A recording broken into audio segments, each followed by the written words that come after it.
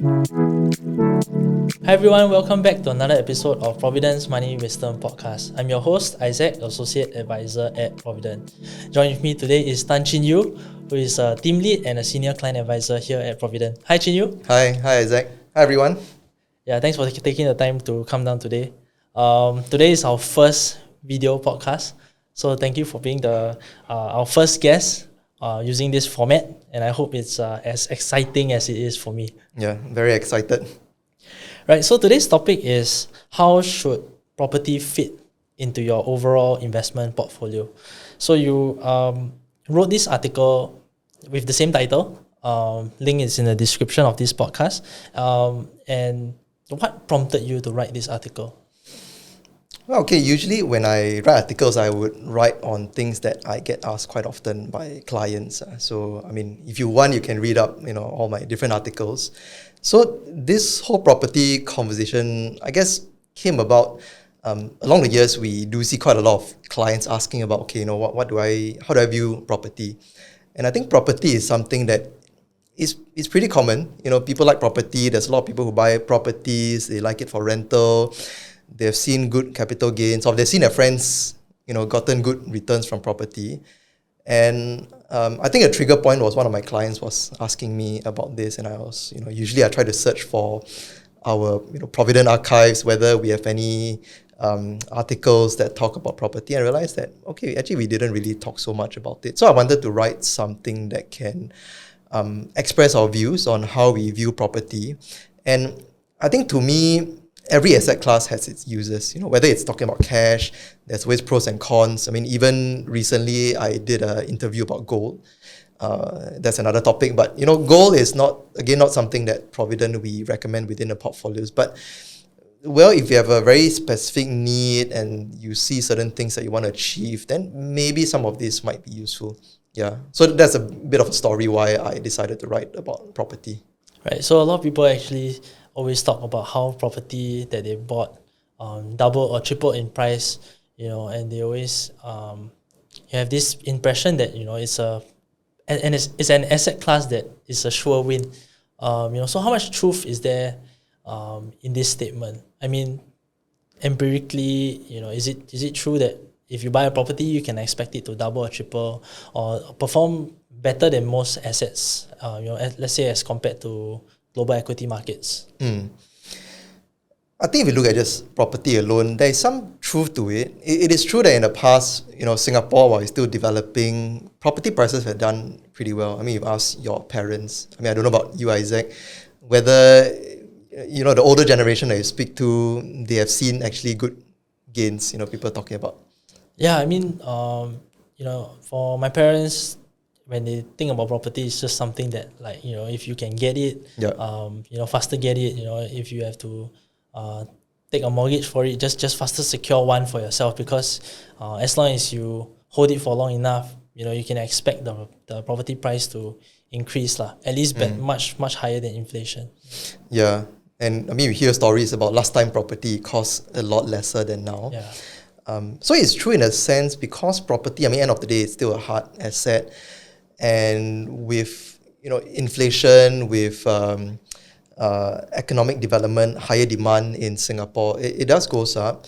But I guess why this specific appeal to property also, that when people talk about property doubling in prices, it's not untrue. So to give you an example, I've had conversations with friends who are in property, and they say that, well, this property, we expect it to double within the next 10 years.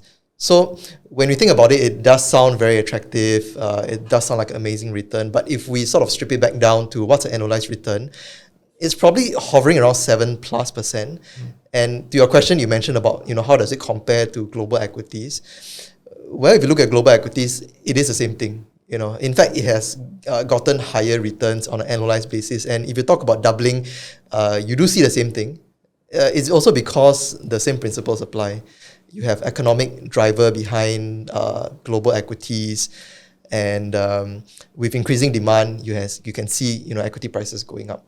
So why do you think people think that owning a property is better than owning, let's say a portfolio of global equities? Is it because they don't see the prices daily, for example, something that you can do with global equities, but let's say a financial crisis hit, right? You wouldn't really see that price drop as compared to, let's say, you own a portfolio of equities. Yeah, I think definitely that point. But to me, the more important point that I feel why people like property is because people understand it. The things that people understand, it naturally, it makes sense to them. You buy a property, you can see it, you can feel it, you know exactly what's the appeal and why would somebody buy it, because somebody wants to stay in it. And then by renting out, you get that stream of income.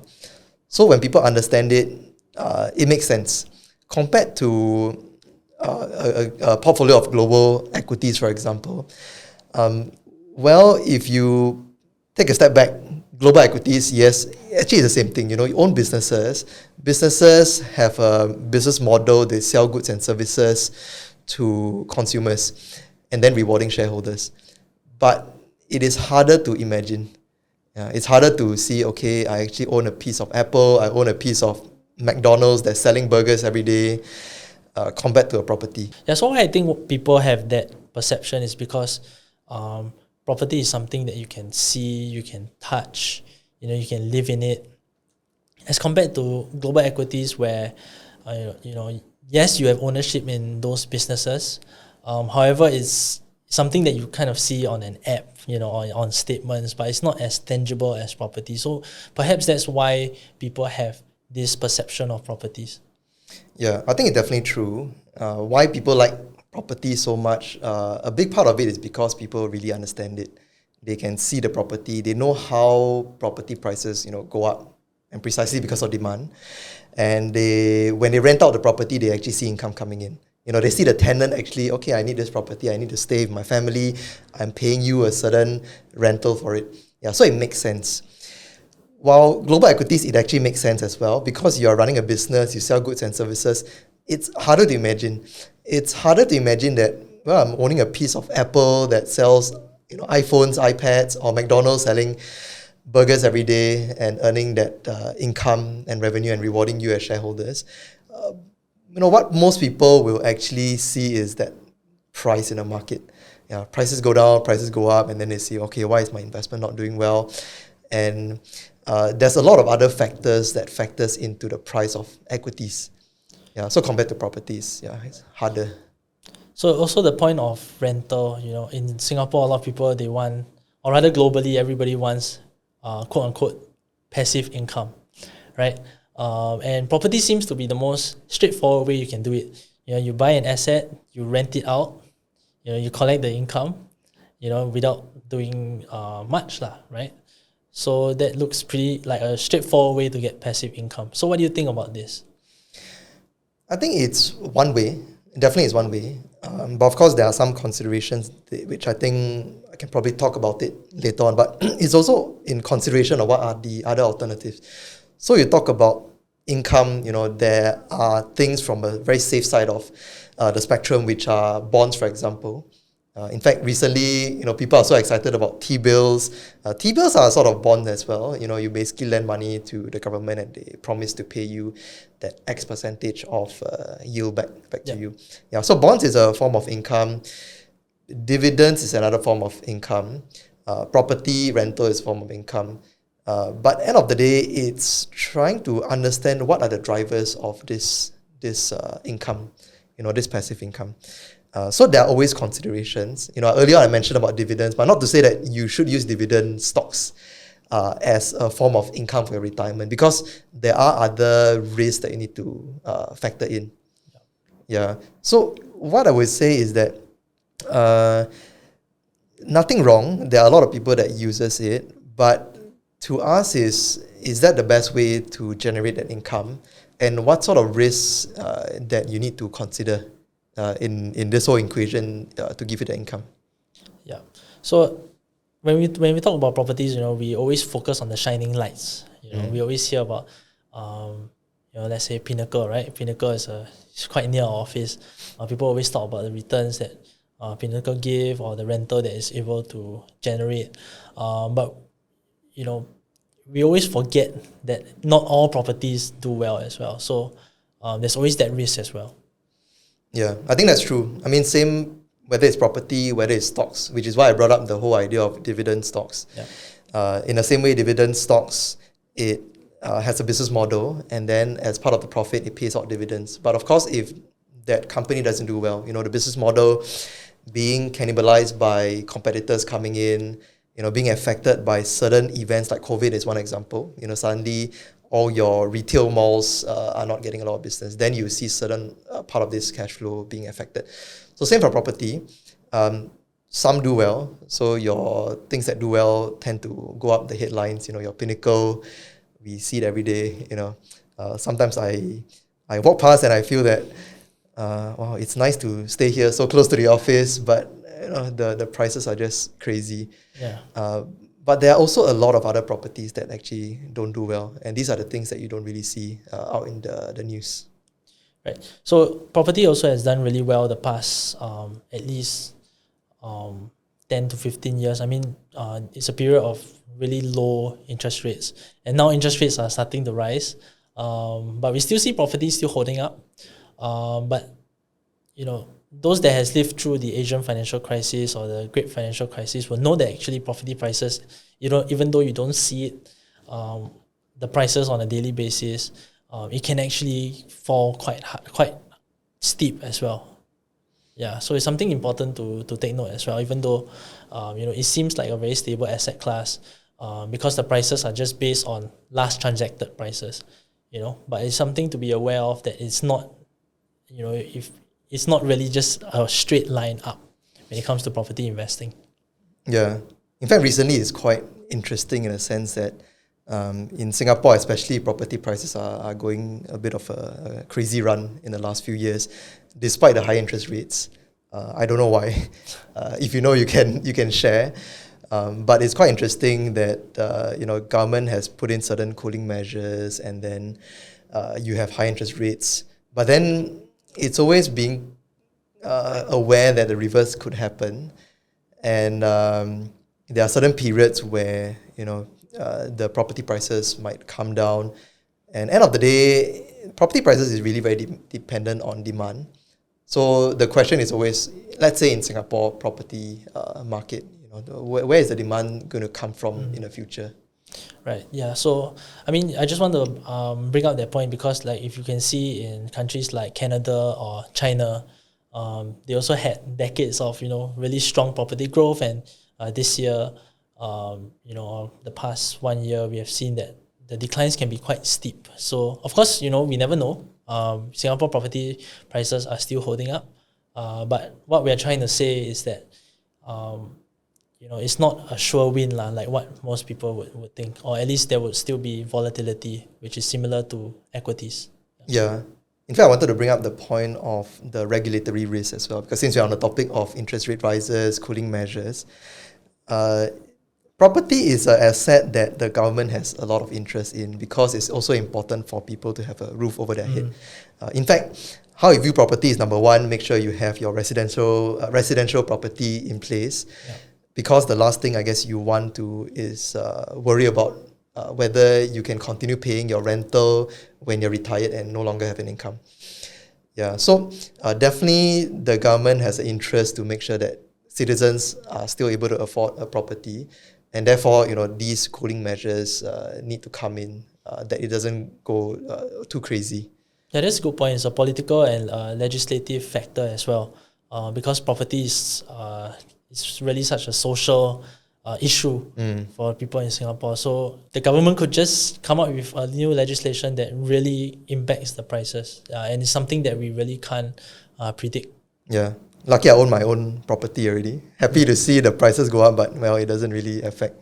Yeah. How about you, Isaac? For myself, I've my house is still in the process of being built, which it's good that I secured. But I'm just thinking, for future generations, this is. I mean, I feel that if prices keep going up the same way that it's done, it's not sustainable. So, perhaps something would be done. Perhaps harsher measures might be implemented. So, moving on to another point that I think property proponents always bring up is that when you invest in properties, you get to leverage up your investment. So, for example, for a $1 million property, you can make a down payment of 250K. You get a bank loan for the remaining amount, and technically you own the asset. And if let's say the asset appreciates by 1%, technically you only made a down payment of 250K. So you actually gain quite a bit if you think about your capital outlay as the 250K. So what do you think about this? I think it's not wrong. It is true that because property is a hard asset, you typically can get a higher loan compared to, let's say, you're going to invest in equities and you ask the bank to borrow you money to invest in equity markets. So it is true that you can leverage higher, because if all else fails, the bank can take ownership of your property if you default on your loan. But the thing is, we all need to be conscious of the risk involved in taking leverage as well.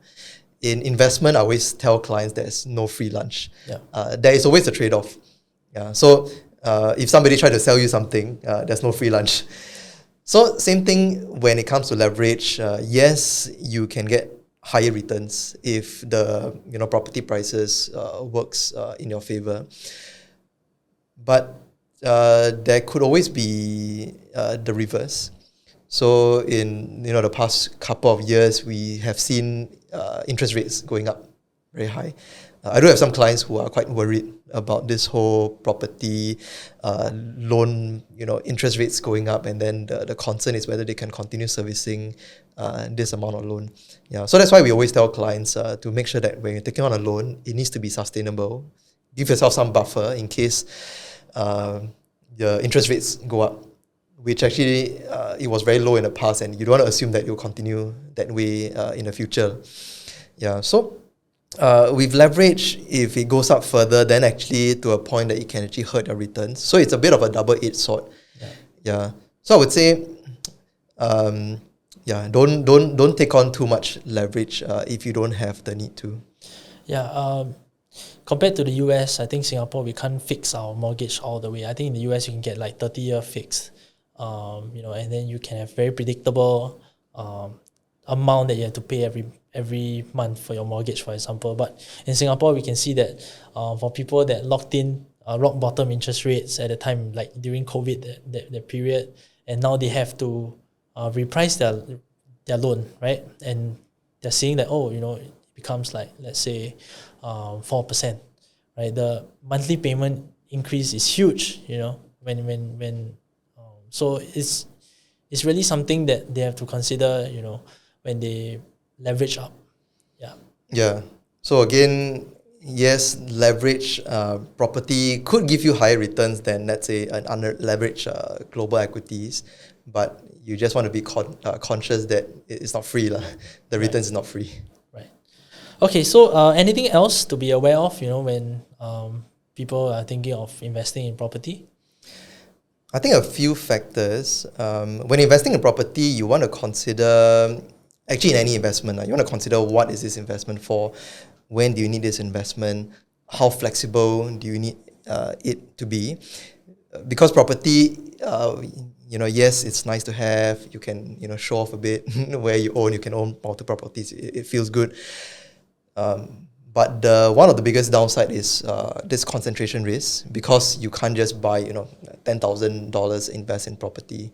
If you want to buy an actual unit, you have to sink in quite a big sum of capital. So that's one. That means that you're not diversified. A large chunk of your capital is not only in one single asset class, is in fact in one single property. So that's a big risk to me. Then the second thing is that it's not flexible. So say you've got something that you need the money for, you can't say, okay, I'm not going to liquidate. It's not 10%. As liquid as stocks and bonds, for example. So flexibility is one. Liquidity is actually the other that you pointed out. I can't just say tomorrow, I want to sell my property and take out 10%. 10% to fund this, say, medical needs. So with property, you always really need to make sure it's really a long-term commitment. Yeah. Although equities, we always say that as well. It's just to make sure that when we are doing the investment and planning, we want to have a time horizon. But we are also aware that, okay, things can come up as an emergency along the way. And if needed, that's where there's this liquidity and flexibility that comes up. Yeah, so for investment properties beyond your residential property, in that case, we also have to consider certain tax implications as well. Yeah, tax as well. In fact, tax is a good one. It's actually not in my article, and I thought about this after I had another conversation with another client of mine, and she commented that actually after she has bought her investment property, she started renting out. She realized that my income tax is going up. Yeah, so that actually eats into the returns even further. So that I thought that was a good point. Yeah. Okay, let's view property as an investment through the lens of our investment philosophy. So could you evaluate how we as a company view property as an investment? Sure. Do you want to share about investment philosophy? So our investment philosophy is basically we have 4 pillars: economic contribution, we have empirical evidence, implementation, and practical considerations. So for our listeners who are interested, you can actually evaluate property using the lens of our investment philosophy.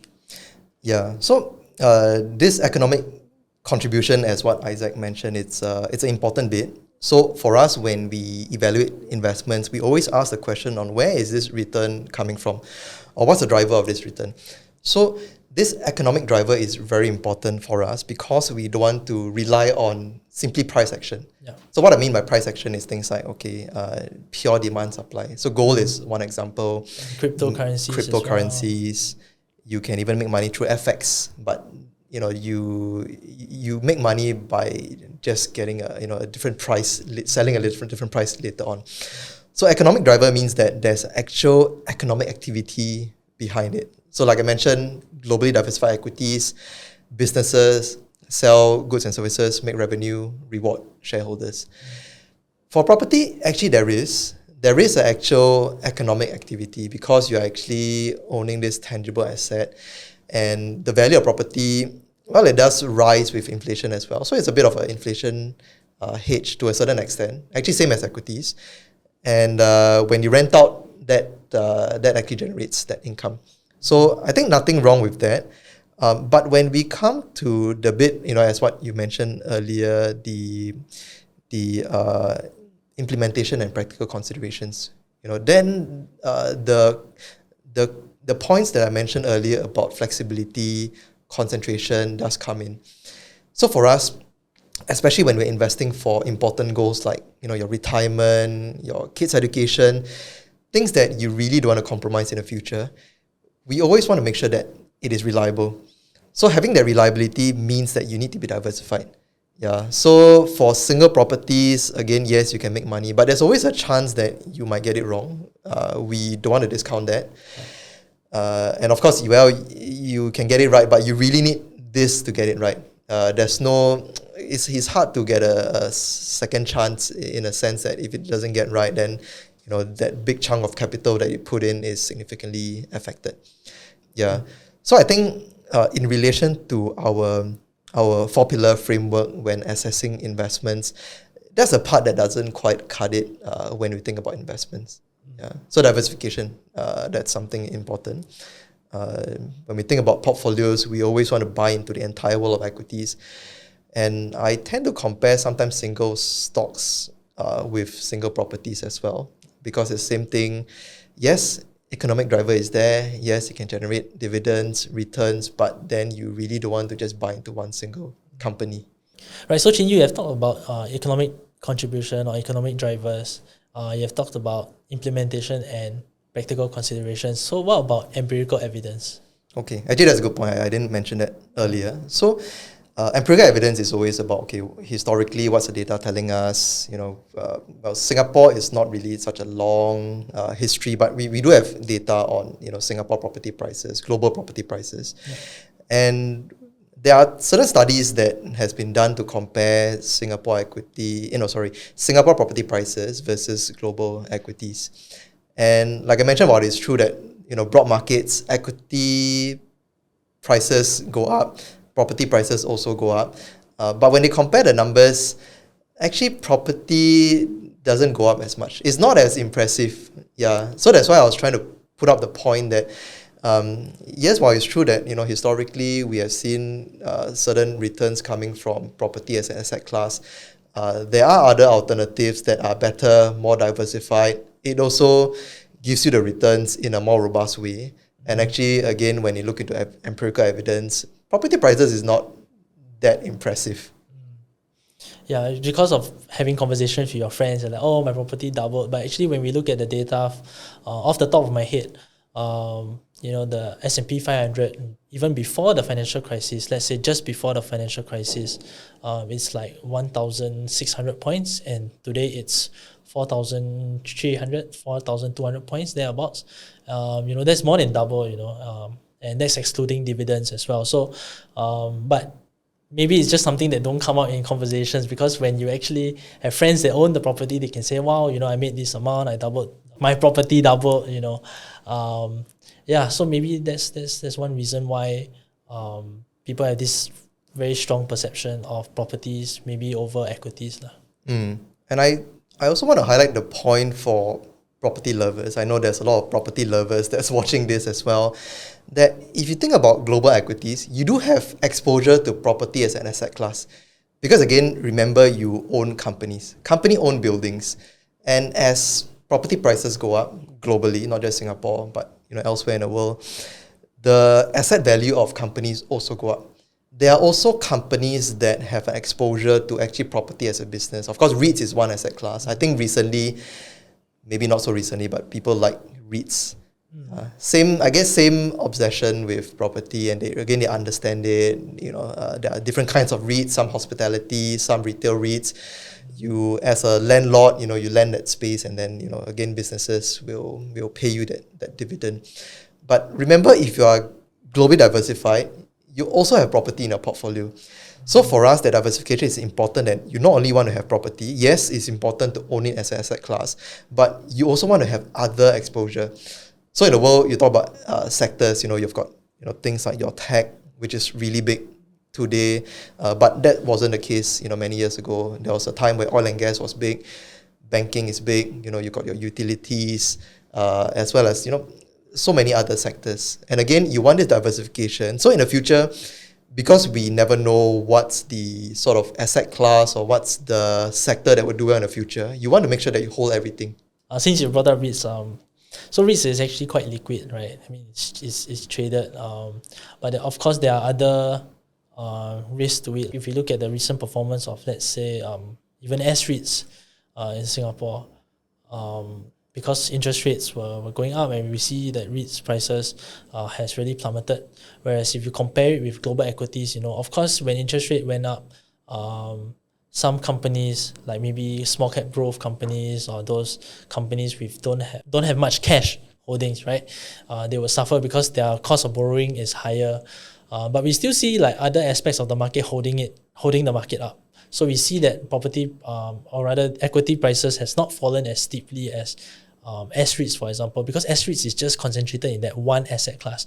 Whereas if, let's say, you have a globally diversified portfolio, higher interest rates historically has been quite good for value stocks, for example. So, that can actually cushion a bit of the blow. Whereas if you own just REITs, for example, you're just going to really take the full brunt of the volatility. Yeah, REITs has been quite painful, this year because of the high interest rates. Yeah. Again, you think of it as a business. REITs are heavily leveraged. So again, when you're leveraged, you get hurt by high interest rates. Okay, so that concludes our episode on how should property fit into your overall investment portfolio. So thank you so much, Chin Yu, for taking the time today to come down to share your insights. Yeah, no problem. Thanks, Isaac. I found it very fun, and I hope it's useful for viewers and listeners as well. Yeah. So to all our listeners, I hope you enjoyed this episode, our first video podcast. If you like this episode, follow our podcast, and follow us on social media for similar contents. As always, thank you for listening and watching, and I'll see you in the next episode. All analysis, views or opinions from interviews, recommendations and other information broadcasted, podcasted or published herein are provided for general information purposes only. Information expressed does not take into account any specific situation, particular needs or objectives and should not be construed as specific advice or a recommendation. Information has been obtained from sources that are deemed to be reliable, but their accuracy and completeness cannot be guaranteed. Always consult with a qualified investment, legal or tax professional before taking any action. Providend Limited does not accept any liability for any loss whatsoever arising from any use of the information broadcasted, podcasted or published herein. All contents and information contained herein may not be copied or reproduced in whole or in part by any means without prior written consent of Providend Limited.